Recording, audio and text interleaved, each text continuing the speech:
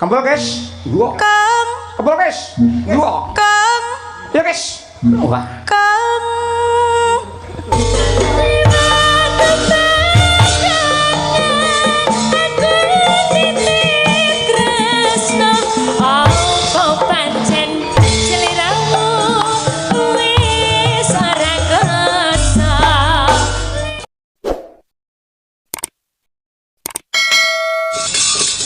Lah sak menika gentos kula tak minangkani pamundhutipun para sepuh sing adatipun angger kula sowan wonten Ponorogo. Oh bugesine kok yen ning radio kali Pak Anom mesti kok nembang kutut manggung ning bareng melu bojone dhewe malah tau kutut manggung ngoten niku.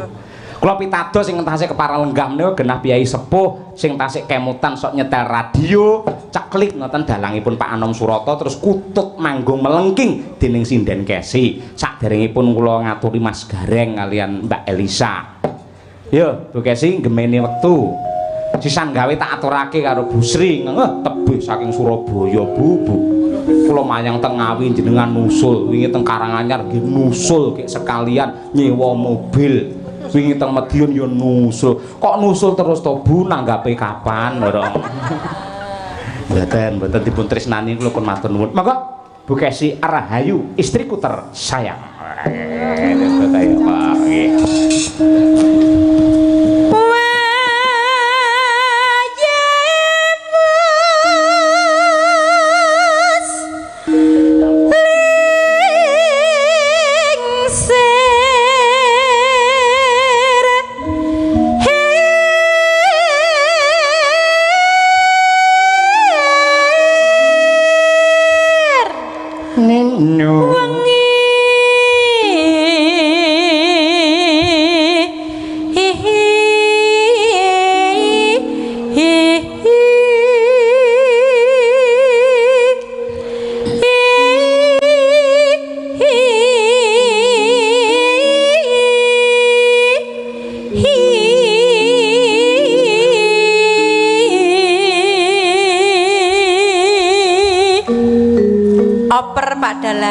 Sik to urung-urung oper ora.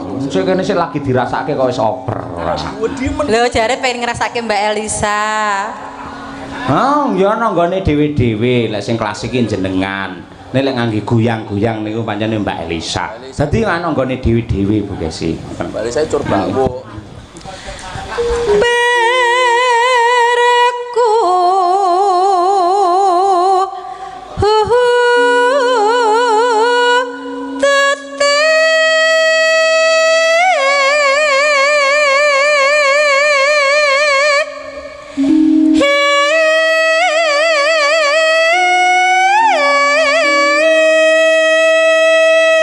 Larso.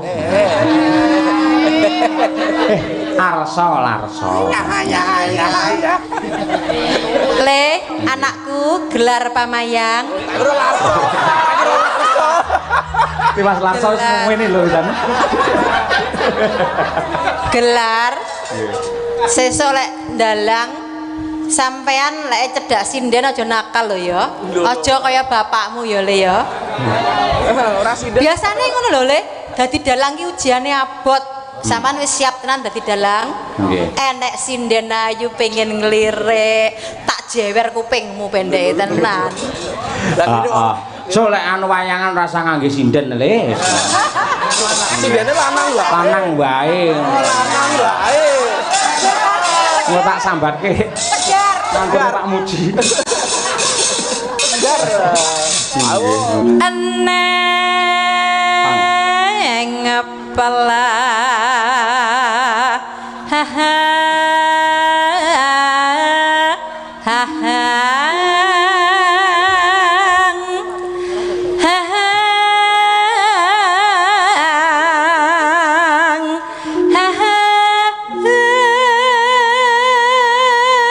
Ongkeke Bu.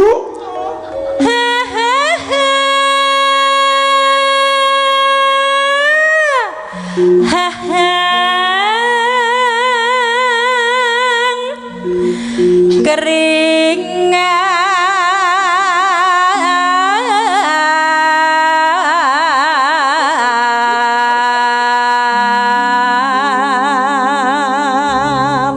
riyen niku saestu Bapak Ibu Pak pepunden kula Pak Mujito niku jaman tasih gandrung-gandrunge kali Bu Kesi angger nusul Pak Anom Surata ngoten Bu Kesi nembang kutut manggung ngoten niku kula niki nyapa kok iso kringeten dhewe ngoten lho mun. Wah kula pun batin mendah kaya apa aku sulek ndalang terus duwe bojo siden kaya ngono kuwi. Tangis kula kalian Gusti Allah menika dipun ngijabahi alhamdulillah sampun kelampan. Kula mengku sinden Tulungagung Kota Marmer nenggih Ibu Sukesi Rahayu. Sanelok tenan niku kemurahane Gusti ingkang nyipta jagat ngantos kados mekaten menika.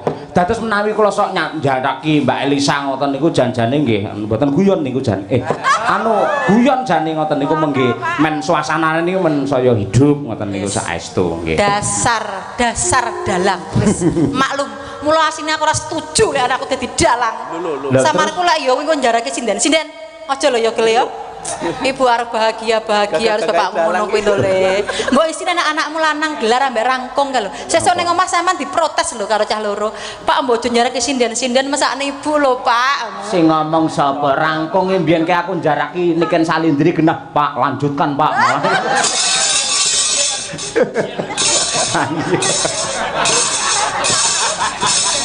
Nggih.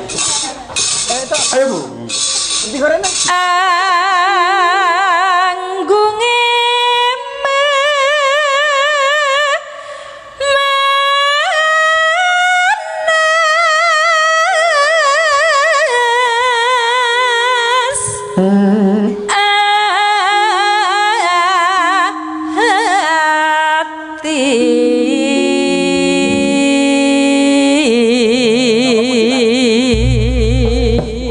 saged istirahat riyen Bu Kesi. Yo disambung Umi Hafifah. Manggung nadyan tok wirung kulino nganggung ni putut. Ayo. Sinau dhisik. Siap. Sinau nembang no maksude. Nggih. Made in saking Pulung Ponorogo. Ayo iki domestik iki. Pak Ji. Yo. Pak Ji.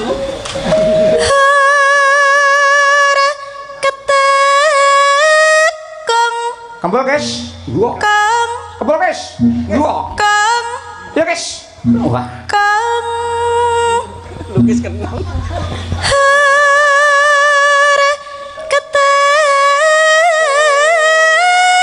Kang.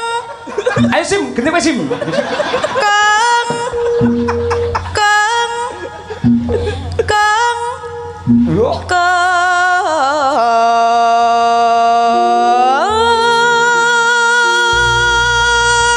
Kula mboten salah, Haji Mas nggih mboten salah, lukis nggih mboten salah. Sing salah niki rezim. Ayo. Nggih. Jas ya Umi Afifah kok suarane melengking. Terus Nduk, nek Nduk. Kempule gegedan dulure terus. Mangga mangga mangga. Hehehe. Mangga mangga. Hehehe. Mangga mangga. Mangga mangga. Mangga mangga. Mangga.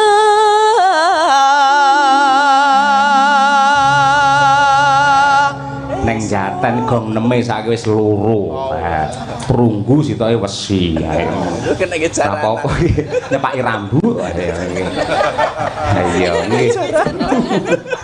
Koran ombake ya Bu, ngur-ngur. Apike ngono kuwi lek jaranan Pak. Oh iya. Tak apa-apa. Nah tantukmu. Ayo.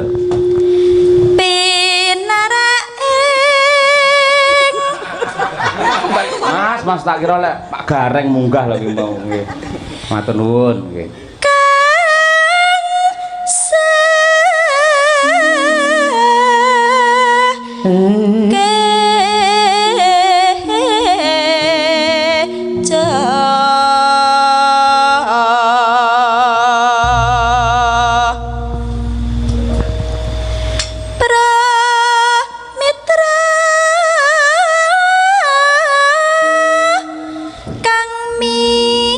Kang mi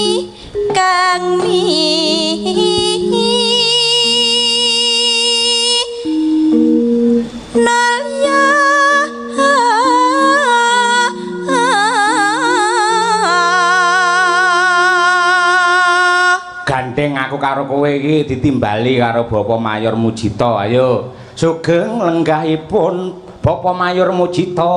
Ngono. Sugeng lenggahipun Bapak Mayor Mujito. Bapak Mujito langsung mantuk terus astane iki mlebu ning sak kukur-kukur. Yo mlebu gending ayo.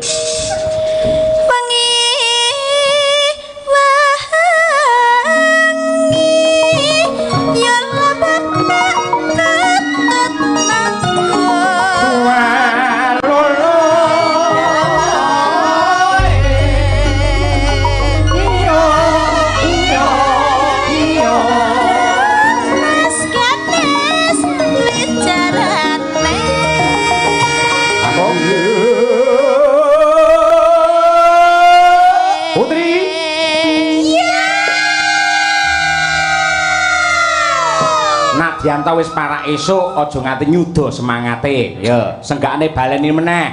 Yuk, wiraswara. Yo, sinden kabeh. Jik, ro, lu. Iya.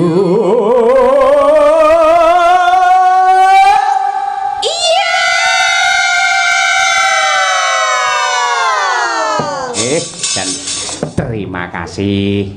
Kembali Bu Kesi, ayo Mbok Genti, Mbok Genti.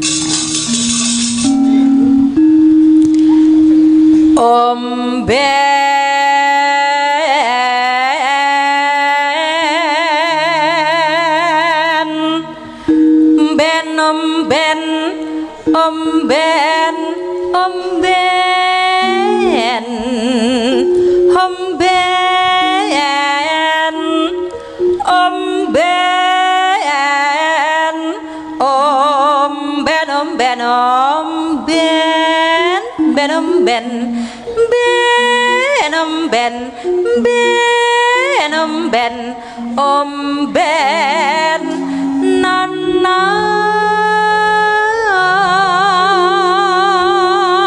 Ya Bu. Aku tute dialange cilik. Ata omben.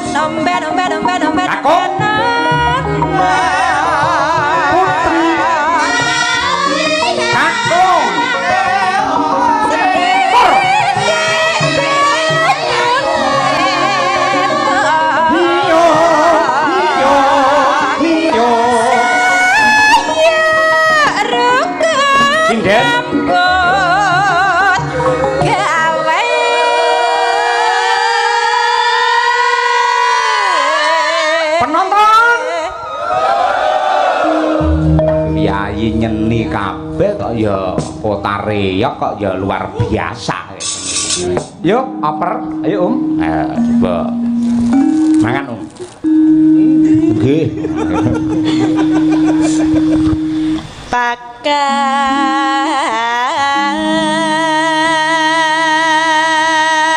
pandurung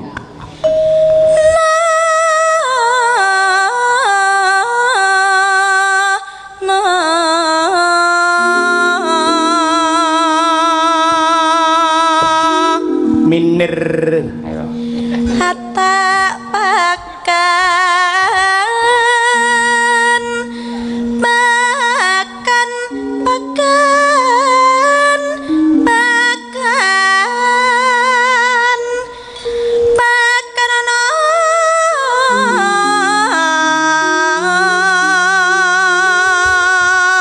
yuk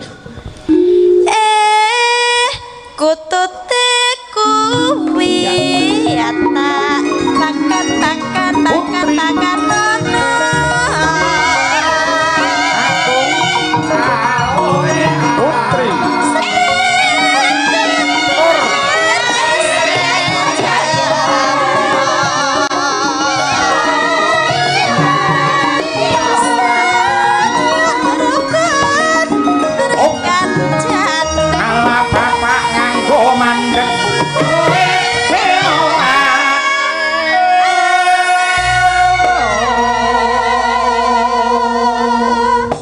tutup Bu Kesi.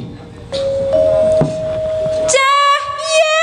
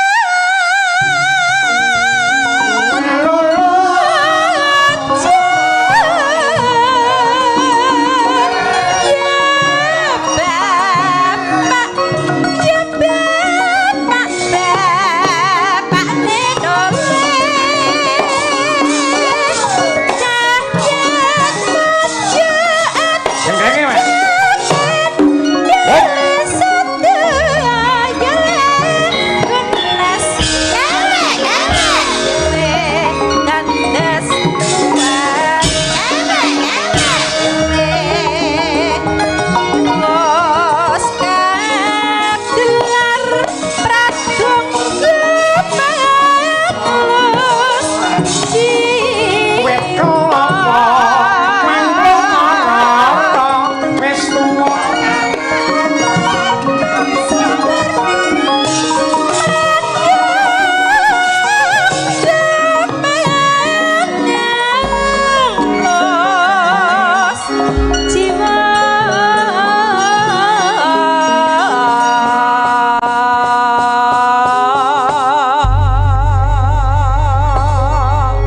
Alhamdulillah Nadiyanto menika tembang cara lawas parandene tasih dipun tresnani kalian sagung para warga masyarakat ing Ponorogo. Mila kula ngaturaken panuwun menawi Bapak Mujita mesti kelingan panjenengane menika le mirsani wayang le mencermati wayang niku wiwit alit. Nah, mila nggih mboten aneh mboten mokal teng wayang niku komplit.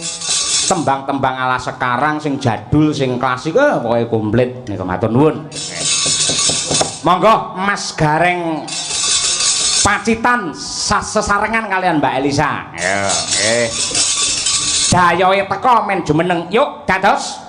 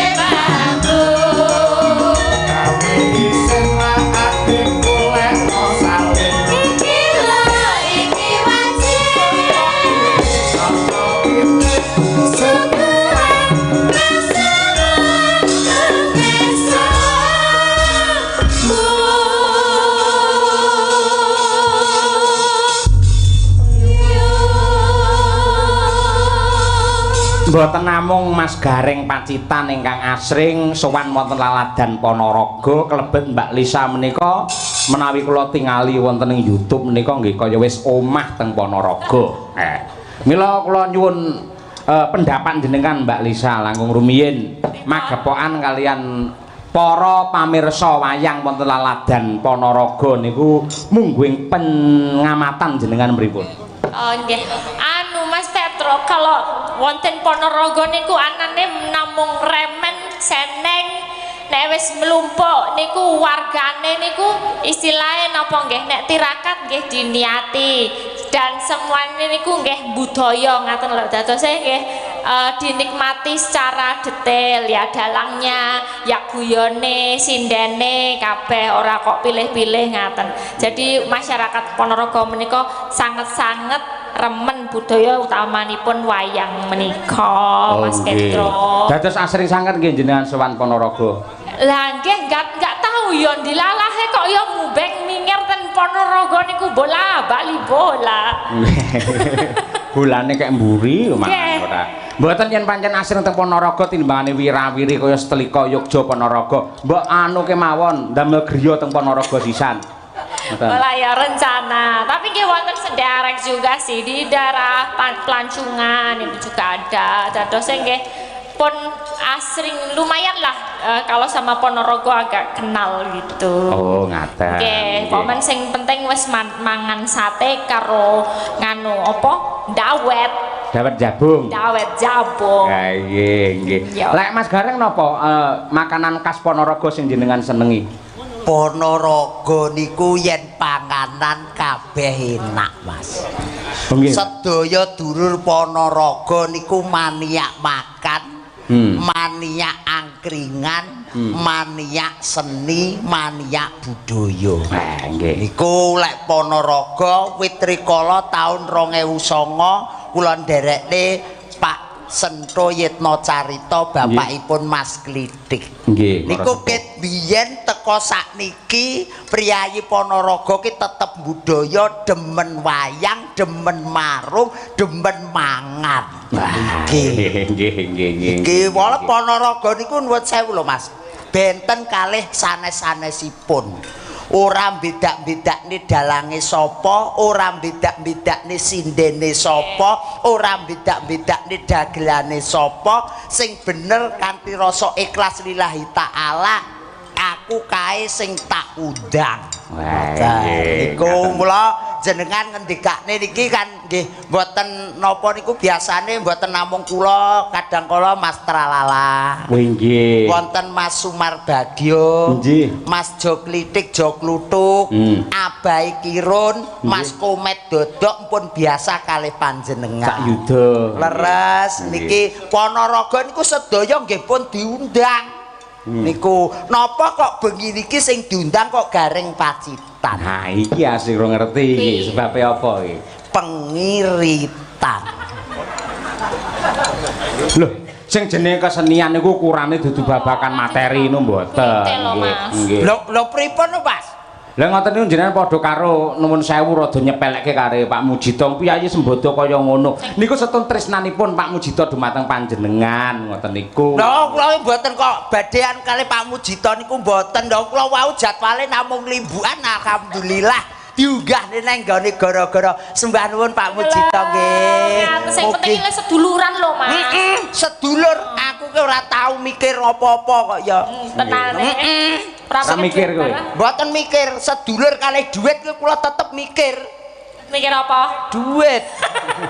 Apa Mbak Elisa, ya, Mas Gareng. Mas Sahyo Kuntadi, Nggih. remenanipun dulur-dulur wonten ing Laladan Ponorogo menika enggal-enggal mawon niki sedaya pesinden utawi setunggal mboko setunggal menika nembang. Oke, siap. Niku pokoke nembang. Ponorogo ki wis ndang set ndang nembang. Mbak Elisa nembang, Mbak Umi nembang, Mbak Winong nembang ngoten niku.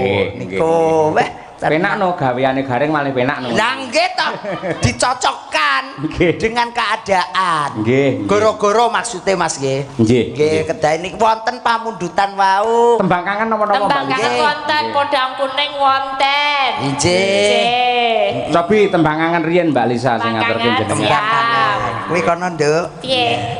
Kok ganti posisi ngapa sih? Aku lho pengen deket tamu Cito. Lho awakmu wis karo kono ngono kok ya dadak. Aku ki moh nek berselisih paham lagi gitu loh. Jadi aku kan mengambil jarak.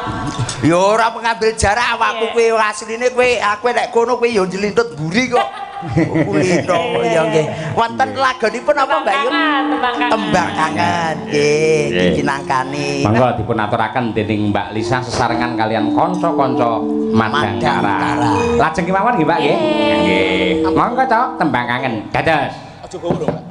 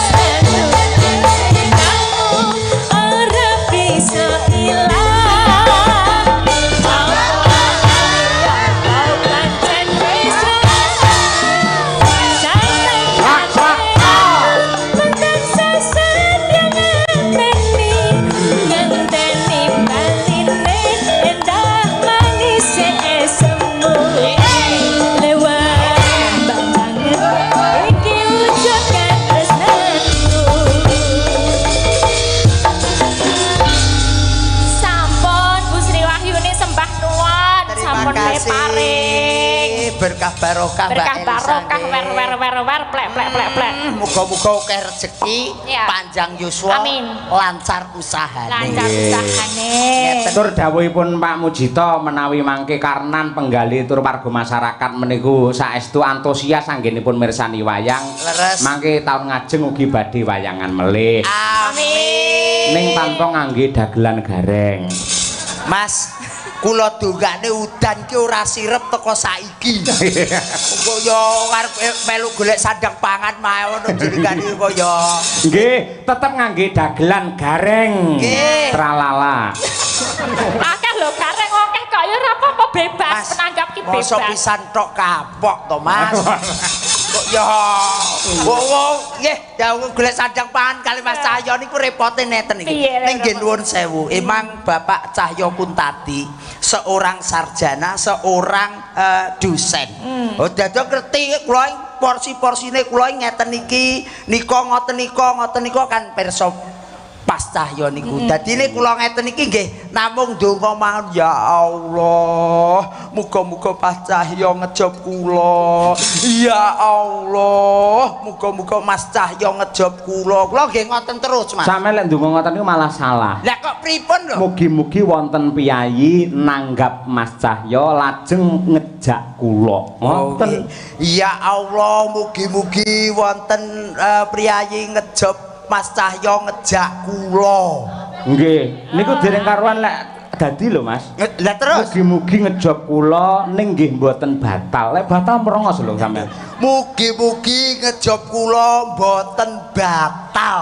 Nggih, mboten badhe batal, tetep berlangsung wayangan dengan sukses lan ugi mugi-mugi lunas. Lek ora dibayar merongos neh Padha sampean. wae. Kok ya ora welas ya Mas ya. Kok ya ning mboten Mas. Nggih. Sportivitas dulur-dulur Ponorogo. Nggih. Nanggap bior. Nanggap bior ora tahu tegese muni ing mburi, Nggih. ora tahu grundel, kabeh kuwi barang sing halal, barang sing becik, dipangan yo enak, diombe yo ora nyereti. Nah, nggih niku. Napa nggih. melih sowanten beliau Pak Mujito. Pak Mujito tenan do awake dhewe iki lho. Ora kapiran wis panganan lumintu. Ora cara awake dhewe wis dadi seniman, Ah.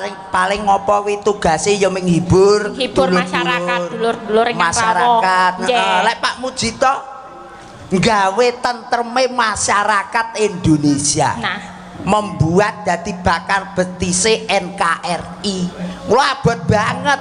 banget Mas. Abot banget gaweane niku abot Nggih. banget. Itu siap Mas. sedia terus. Abot tenanan mula lek iki wis Panggilan dikei makan. rejeki, iki syukuran bengi iki kanthi meriah. Ya. Nah, iku. Sing rawuh ya akeh. Oke banget lek sore mau penonton, lek wayah gara-gara tesih wungan niki sedaya menika penanggap. Amin. Nggih. Panggap Nanggap wayang klasik tanpa gareng. Mas, iki liyane banyolan kuwi apa ora nek. Boten, tetep kalih jenengan. Wong kula niku milih utawi nderekaken piyayi ingkang kepareng nimbali kok Mas Gareng. Leres